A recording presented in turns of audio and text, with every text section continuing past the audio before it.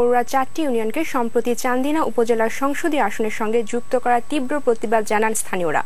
আসন পুনরুদ্ধার না হওয়া পর্যন্ত আন্দোলন চালিয়ে যাওয়ার ঘোষণা।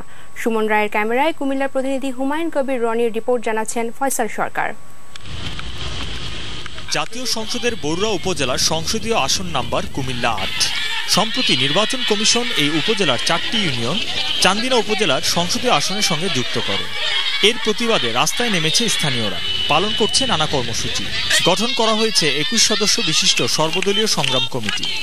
আমরা এই 3 ইউনিয়নের লোকে এই ক্ষতিগ্রস্তের মধ্যে যেতে চাই না, যার কারণে আমরা চাই আমাদের আসন যেভাবে আছে এভাবেই থাকুক। আমরা কষ্ট করে চান্দিনা যাইয়া ভোট দিব না। নির্বাচন কমিশনের যে আত্মঘাতী সিদ্ধান্ত, সেই সিদ্ধান্তকে আমরা কোনোভাবে মেনে নিতে পারি না।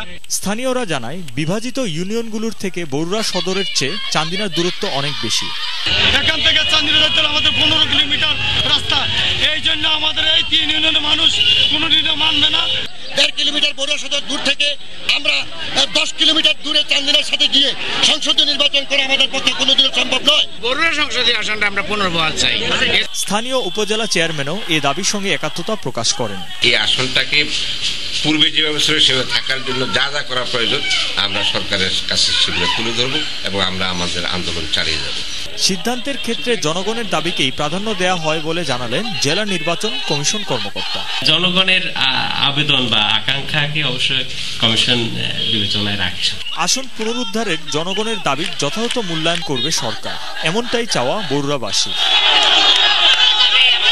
ডেস্ক রিপোর্ট, একুশে টেলিভিশন। যুক্তরাষ্ট্রের ভূগর্ভস্থ তেজস্ক্রিয় বর্জ্যের 6টি ট্যাঙ্কে দেখা দিয়েছে ছিদ্র। এতে মারাত্মক হুমকির মুখে পড়েছে উত্তর পশ্চিম প্রশান্ত মহাসাগরীয় অঞ্চল। শুক্রবার ওয়াশিংটন রাজ্য গভর্নর জয় ইনসেলে ফেডারেল কর্মকর্তাদের সঙ্গে বৈঠক শেষে বিষয়টি নিশ্চিত করেন। গত সপ্তাহে ওয়াশিংটনের হ্যানফোর্ডে তেজস্ক্রিয় বর্জ্যের 177টি ট্যাঙ্কের মধ্যে একটিতে ছিদ্র দেখা দেওয়ার পর বাকি ট্যাঙ্কগুলোতে অনুসন্ধান করে এ তথ্য নিশ্চিত করা হয়। ট্যাঙ্কগুলোর মেয়াদ উত্তীর্ণ হওয়াতে এই ছিদ্র দেখা দিয়েছে বলে ধারণা করা হচ্ছে।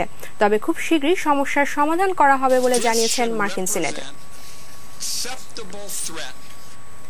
মালিতে বিদ্রোহীদের সঙ্গে ফরাসি নেতৃত্বাধীন যৌথ বাহিনীর সংঘর্ষে 13 সেনাসহ 78 জন নিহত হয়েছে। শুক্রবার কিদাল শহরে আলজেরিয়ার সীমান্তের কাছে ইপোগাস মাসিফ পাহাড়ি এলাকায় এ যুদ্ধ হয়। এলাকাটি থেকে শহর থেকে বিতাড়িত